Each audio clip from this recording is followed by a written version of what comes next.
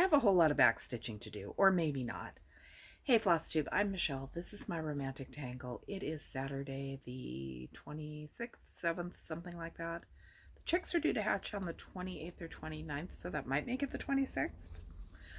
I am still sick. I don't know how it is physically possible, but I am still sick. And I am not getting much done.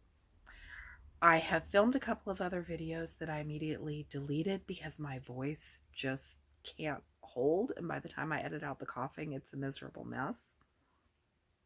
I'm going to try to get through a Stitchy update quickly. April, there was a whole lot of family stuff going on and not nearly as much Stitchy stuff, which is fine. I worked a little bit more on a pink house. This is one of the Pinker and Pumpkin quilting houses.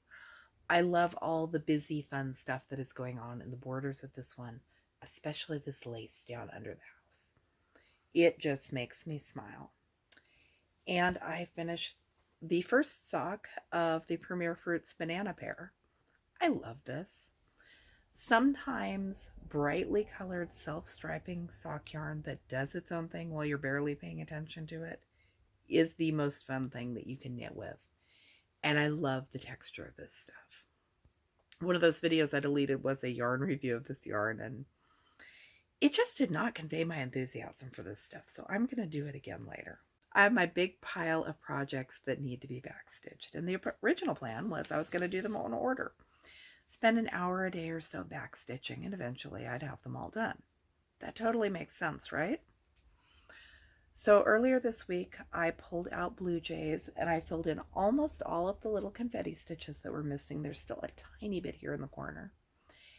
And then today, I went through, because my grid lines were very, very visible through the snowy background. I went through and I pulled my grid lines. Under most circumstances, I would have left those until I was done backstitching, because sometimes I use them as a landmark. In this case, pulling them out was the best possible idea because there are a few little confetti stitches that I was missing, and now that those grid lines are gone, they stand out like a flashing traffic signal.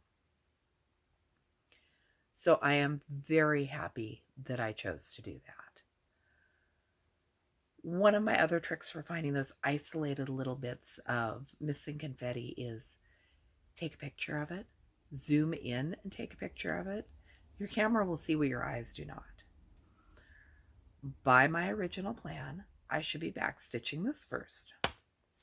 So explain to me why last night I picked up the blue window and started backstitching it instead. Don't know, don't care, doesn't matter. I got a bunch of it on the top and down the window, and this part right here, there are mistakes on this end because it was awful. It was not awful.